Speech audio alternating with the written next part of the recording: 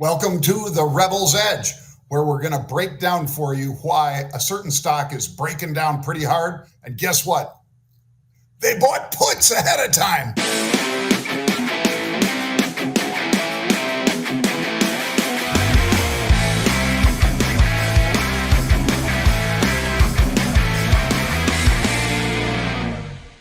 He's back, baby. Bang. It's not an option. I had to come back because it's not an option. It's true. I got to tell you, John, social media is on fire. They absolutely love the book. I have gotten nothing but high praise for both of us and what people are reading so far. Some of them have gone through it almost immediately. So it is it's exciting, and we've got a few potential new commercials coming out, huh? Yeah, we were shooting them last week for a whole day. God. So if you thought you hated us before, wait till you see us again. Yeah, wait till you see that. But by the way, you can get It's Not an Option by going to the website of that same name, itsnotanoption.com, and you'll get this book. You can claim it for free. And we've done tens of thousands of them already, and we're going to end up doing probably 500,000, Pete. That's awesome. I don't know if anybody, it's the number one book in 2024 financial right now, and it'll be a lot bigger in just a few more weeks and months. But that's probably not why you tuned in. He is Pete Najarian, folks. I am Jon Najarian. Jared Wenkman is handling all the dancing bulls, bears, sound effects, all those things, the topics that are running down the right side of your screen.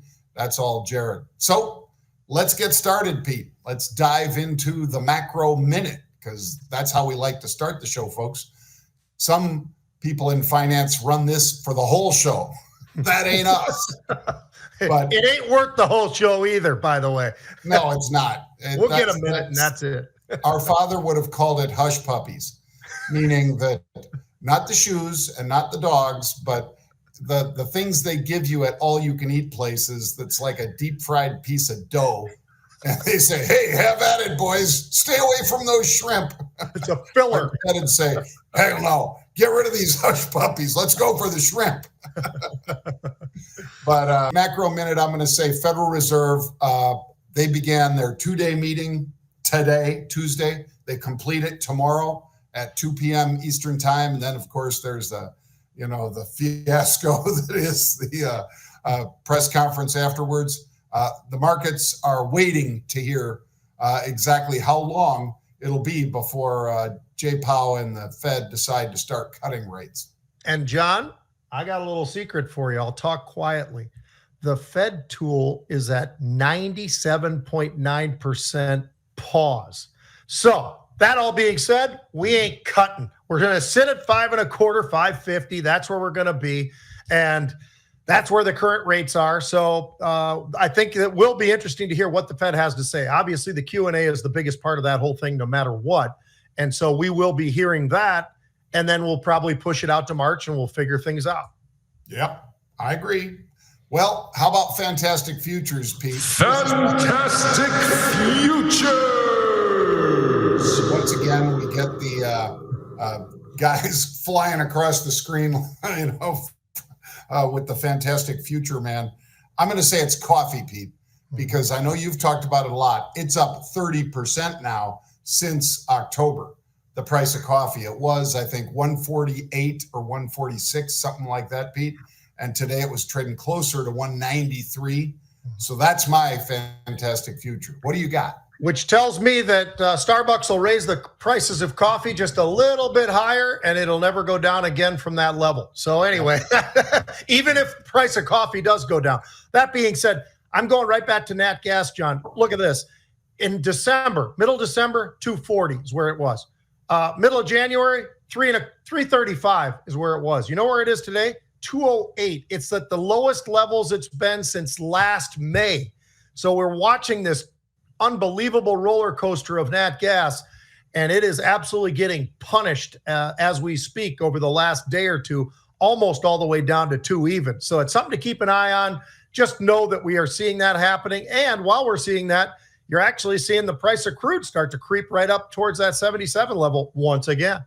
Yep. Hopefully they started filling the spur a little bit, Pete, with all the fuel they've been dragging out of there, but I doubt it.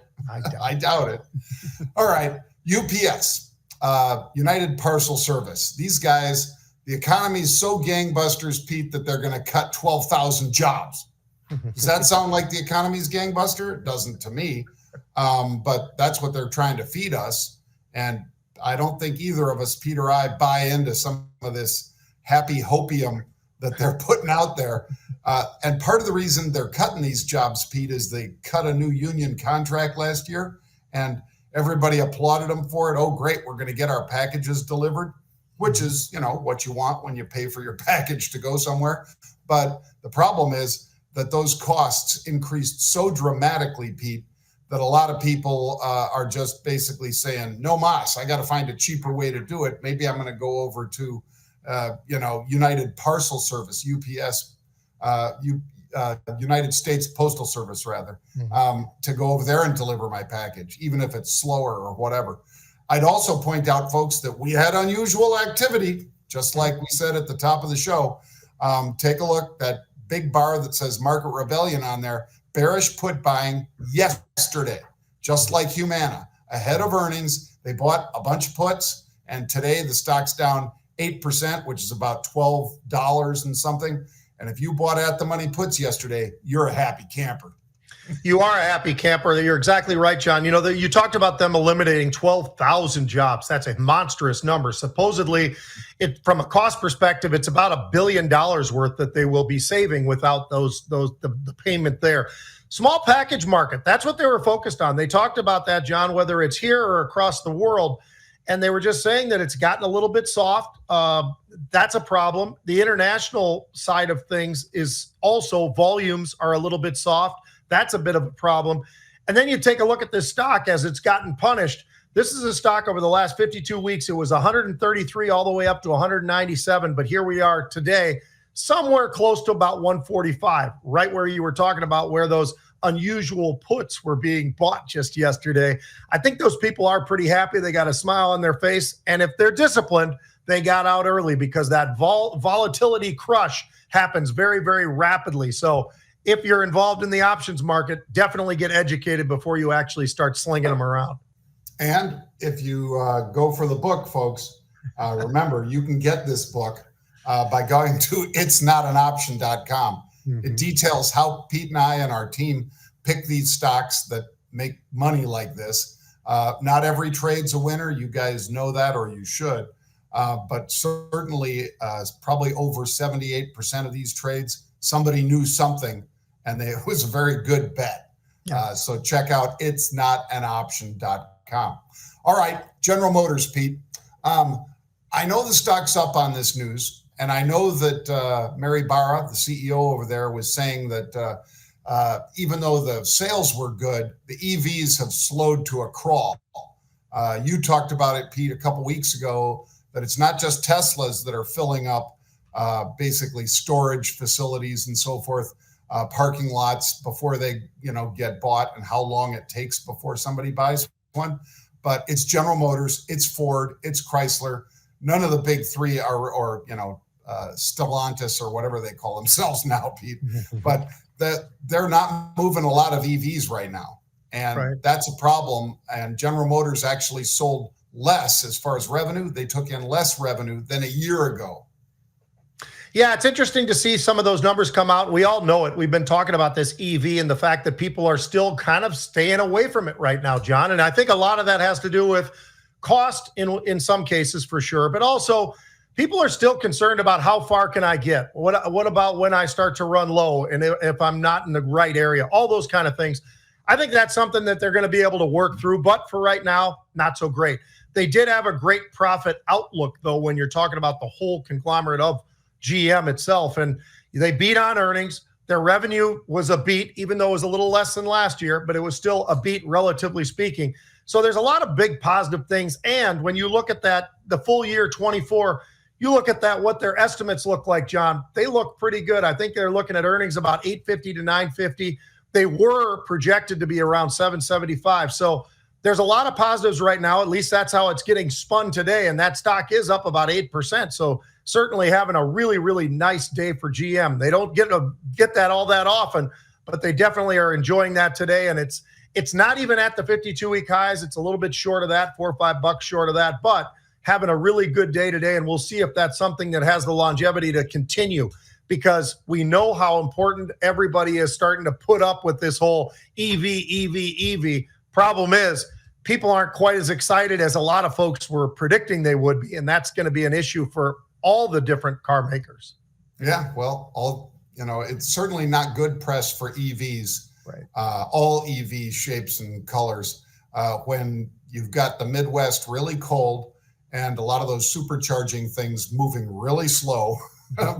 Yeah. And people just waiting to charge their dang cars for hours in many cases. But we also know that that's not an everyday occurrence. That's like during really cold periods and so forth. All right, Pete, supercomputer. This is a super microcomputer, SMCI, up double digits. Basically, it's artificial intelligence servers. That's what they do. And if you put AI in anything, and these guys truly are AI, they didn't just adopt it, but they are an artificial intelligence server, and they delivered blowout results. And that's why this thing's moving up double digits, and probably why you guys should pay attention to it. John, and the guidance coming from them, absolutely extraordinary. I mean, the numbers across the entire board, and it's a lot like a company that, when you look at NVIDIA and they talk about all the different things and the demand and everybody's demand, and specifically Meta, and that whole conversation gave them a huge lift. Well, this is another one. The interesting thing, John, and I'm not really sure why this is happening, but the stock is actually way off of those highs that it hit, which were new 52-week highs. It was all the way up to 554 and a little bit of change on top of that, almost 554.50. But it's kind of eased off of that. It was up to however much percentage, but right now I'm looking and it's kind of eased almost all the way back, very close to unchanged. I'm not really sure why that is, but I can tell you they have a great balance sheet. I think that's something that everybody should be aware of. They do have some pretty high cash burn. That's something that we also like to be at least aware of, that because the burn is high here as well, $350 million. But all that being said, I think that this thing is probably in the environment we're in right now, I think this is sitting in a very, very sweet spot right now. And I think it's something that we're going to see. It'll probably test those 52-week highs again at some point. But for right now, I think a lot of folks are just looking at the trajectory saying, hey, wait a minute, this might be a little bit too much, too fast right now. Yeah, they certainly did right at the opening, Pete. Yeah. They started selling right, it had made that big pop to, like you say, 555, 560 something, maybe even, and then just came drifting back down fairly aggressively. People taking profits and getting to the sideline, which, nobody's going to be fired for taking profits. That's a good problem to have. Yeah, that's discipline. Let's talk about Calix, Pete. CALX. Now, what is this? This is cloud-based services. Not exactly AWS or Google Cloud or Apple or IBM, but none or Watson. But these guys, they're down 26%, Pete. This is a horrible report. They just issued first quarter revenue and guided below estimates. And as we always say, you give them some weak guidance. Wall Street is a forward-looking mechanism, so I'm going to start taking the value of that stock that I hold down if you tell me you're going to earn less than we thought you were going to earn. And that's exactly what they said, Pete. Yeah, they're pounding on them, John. I mean, their earnings itself actually weren't half bad. But then obviously the next step is, all right, but what are you going to do for me now? And that guidance was well below on the revenue side. It was well below on the earnings side as well. So, you see guidance like this, and it's a pretty big chunk off of where they were. I think that's going to be a major problem for them. And I'll tell you what, when you look at the performance of the stock, it makes a little bit of sense. It was getting absolutely clocked. I'm not sure where it is right this moment, but it's been down as much as 25%. So it's definitely pushing very near 52-week lows. And yet here we are in the market, the S&P and everything else, near record highs or at record highs. So This is one of those where it's struggling a little bit right now, and that's because that guidance, you cannot, in this market, when you guide and you are being real, but when you guide and it's not where people thought it was going to be, that's going to be a problem, and they're going to give you some pain, and they're giving them pain right now. This is a stock under some huge pressure. 600,000 shares a day is what normal turnover is, folks. It's already pushing 5 million shares. So people aren't waiting around for the next report. They're hitting the exits pretty hard in CALX. Yeah. All right, Pete, what do you got for Red Zone Sports? Well, do we? I think you might have offered us a fun little clip. That's right. I forgot. Thank you. We have a little clip here we want to play you of George Kittle, who's a tight end from Iowa that became a superstar out in San Francisco. He was in the Super Bowl, by the way, folks, 4 years ago. And he wanted to come back pretty bad. They mic'd him up, and he was on the sidelines 4 years ago, 2020. And he was saying, we're coming back, baby. This is not going to be our last show. We're coming back. And let's take a look at what he's talking about here, Pete, as a troll. I love it. Oh, sorry. You got to love that, right? Everybody thinks it's such a war. I got you so good. I made him jump. I made him jump. Man, That's not a bad block. That was a KO right there. And I love that, Pete. The defensive player says, man, I tripped over somebody's foot. Kittle goes, no, you didn't. That was all me. You know what? That's what people don't realize is there's a lot of fun in football, too. I mean, yeah, there's some talking where it's not necessarily fun, but there's a lot of it. Most of it is more like what you're seeing right there. And that's the beauty of them being all mic'd up. All right, John. So Kansas City Chiefs in the Super Bowl, 49ers in the Super Bowl. And it's early. We got, it's a 2-week process, right? I mean, you've got to get through this whole thing and all of the pomp and circumstance that goes into Super Bowls. You can't say certain things. You can't say Super Bowl at certain times, all the craziness that's out there. But that being said, John, what are the keys? I'll give you my keys. San Francisco, when they lost to Cincinnati, they had 3 turnovers. When they lost to the Minnesota Vikings, which they did like a week or so later, they had 3 turnovers. When they lost to the Ravens, they had 5 turnovers, 4 of which were interceptions by Purdy. It was Purdy's worst game of the entire year. So my keys to this game would be this.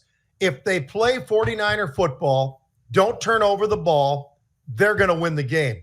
That being said, easier said than done, because Kansas City, even though this year they look a little different, they didn't have the same, wow factor, John. I didn't think this year, especially on offense.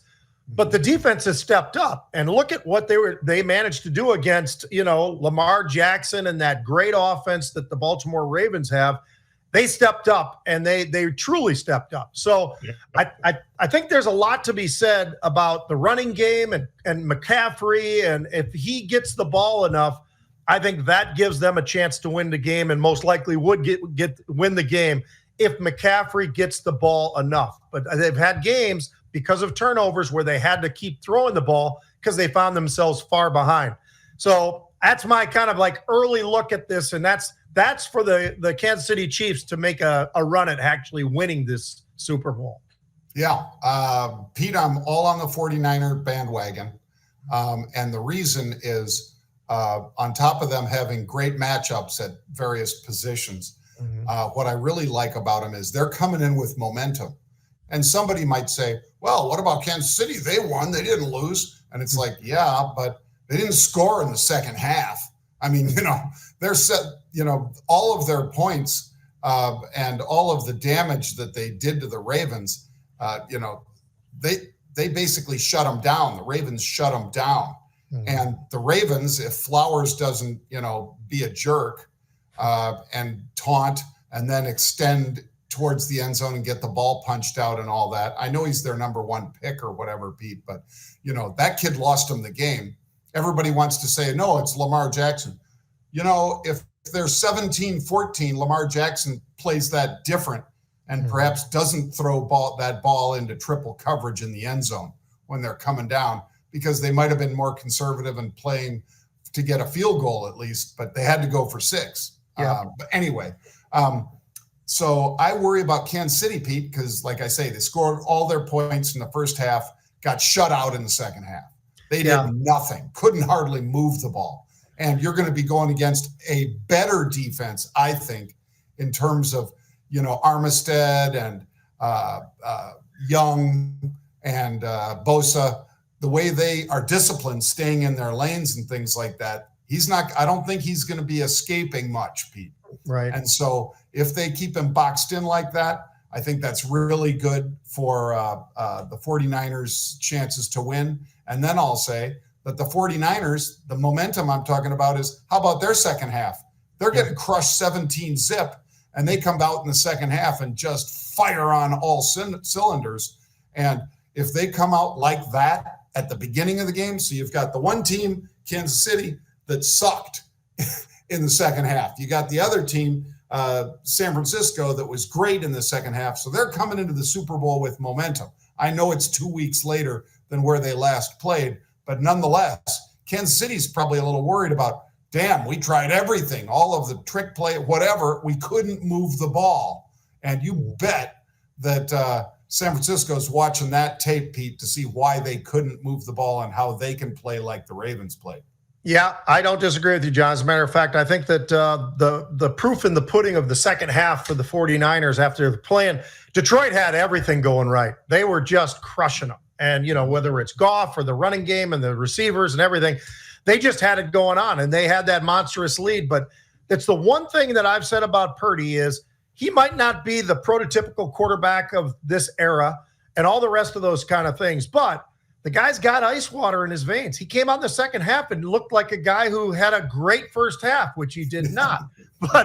But that's who he is. He's got this something about him that, you got to like. I do anyway. I like the fact that he kind of has a little Joe Montana in him. He's not Joe Montana, by the way, but he's not that bad. This kid really has a lot going for him, and I think he gets better and better and better, and the pressure never is too big. It's never too much for him, it doesn't seem like. So we'll see. We're going to talk about this a lot, obviously. We're going to be hitting a lot of stuff about Super Bowl and maybe some injuries and who knows about whatever else. Taylor Swift, John, why don't we jump to that? The effect that she's had on the NFL. We're probably almost all tired of it, right? I mean, I think even the Swifties are getting sort of sick of it. That being said, here's some of the stats, though, John, this year that are kind of interesting because of the fact that Taylor Swift has been around. It is the highest viewership of women since they started tracking it in the year 2000. So that says a lot because here we are. It's the highest they've ever seen it. So, and I think you probably attribute some of that at least to what's going on with Taylor Swift. And every guy you talk to who has a young daughter out there, they always say, yeah, my daughter finally watches football because she wants to see Taylor Swift waving and whatever and all that kind of stuff. So she's got that. They estimate the value of her being a part of all of the branding of the NFL and everything that we see. $330 million is attributed to her, John, for the NFL. That's a big number as well. Travis Kelce jersey, it was up 400% this year. So that, I think, sort of speaks a lot directly right at this whole thing. I mean, when you look at the NFL, and you've brought this up before, John, of the slots, the top 100, the NFL owns 93 of them. It gives you a little idea of how big the NFL is out there already. And then you just added a little extra fuel to the fire. You've got all these people that probably wouldn't be watching football, right? I mean, they probably wouldn't be, but they are because the Swifties are a big group who want to see this whole thing. And I mean, if you saw the end of the game and you saw how many times Travis Kelce and her are out there and kissing and all the rest of that stuff, yeah, I'm with everybody else. I am not necessarily in that category, but I would tell you there's a lot of people who are, and they're watching and they want to see this whole thing play out. And you know what, John, she'll be in Tokyo and then she's going to fly back to Las Vegas to be able to catch that game. And they say it can easily be done with the private jet. By the way, well, those private jets are kind of not so good for the environment. But anyway, coming back on the private jet. into Vegas, time change, all the rest of it. She'll be there, I guarantee you. And then you almost wonder, does she get involved in the halftime? You just wonder. Well, I'll tell you, Pete, Taylor Swift averaged on her Eras tour 55,000 people in the stands for her tour. Now, I know you're talking about the NFL, but I just want to compare it. So that's a pretty good stadium. $254 is the average ticket price. How about that? In other words, every stadium she was in, I'm talking about the outdoor stadiums, of course, but most of the Eras tour was those outdoor stadiums. Yeah. She was bringing in a little over $13 million. There's a lot of NFL teams that don't do that. Right. So then you throw her on top of that, Pete. Yeah. And obviously the impact to Kelsey and his jerseys, to probably sales of Kansas City merch, and all the women that, have you seen these, Pete? They have those coats. It looks like a Kansas City, or pick your NFL team, folks. It looks like the jersey of the team, but instead it's got laces going across the front. Those are extremely popular with ladies, and they go for about $80 to $100. Those jerseys that are feminized, I'll say. Yeah, send me the hate, folks. Feminized jerseys. Whatever. And I'm not critical of them. I'm just making a statement that, to me, they look feminized. I've never seen a man wearing that. But she sells a lot of merch too, Pete. And she sells it for her, and obviously she's selling it for the NFL without getting paid a cent. So she has done very well for the NFL. Yeah, she has. And they've got that tight end, John, from Harvard. And I don't even know how to say his name, like Jusic or something like that. Anyway, his wife is responsible for the first one that Taylor Swift was wearing. And it might be her company. I don't know. But pretty interesting. And like you said, I mean, it's catching on. And the female side of the whole viewership, we already talked about that. It's the highest it's ever been since they started. So I think there is something to be said for this whole thing. And like her, hate her, whatever you are with Swift, I think she does have an influence that has given the NFL just another, not that they needed anything more, but it's one more a reason that the NFL is just king, John. Yeah, absolutely. And no hate here. I'm not as taken with them flashing to her every time in the booth rather than showing me something about the game. But other than that, no hate. I think she makes it interesting for more fans. Great. That means those players' salaries are going to be going up, Pete. Yeah. Because that's the way it works, folks. If the NFL can get even more popular, which it's hard to imagine, 93 out of 100 broadcasts, NFL topped it. But if she can keep that momentum going, the next TV contract's going to be another monster. There's no pulling back for live sports, Pete. Yeah, it's awesome. Well, we got a lot of Super Bowl to cover, John. It's going to be a lot of fun. I mean, from the halftime to all the preliminary stuff. And then it ain't over, folks, because then all of a sudden we start talking about free agency. Then we start talking about the combine and the draft and everything else. I mean, the NFL, that's why it's king. That's right. Well, tune in tomorrow at 1 p.m. Eastern time, folks, for another Rebels Edge episode. We'll see you then.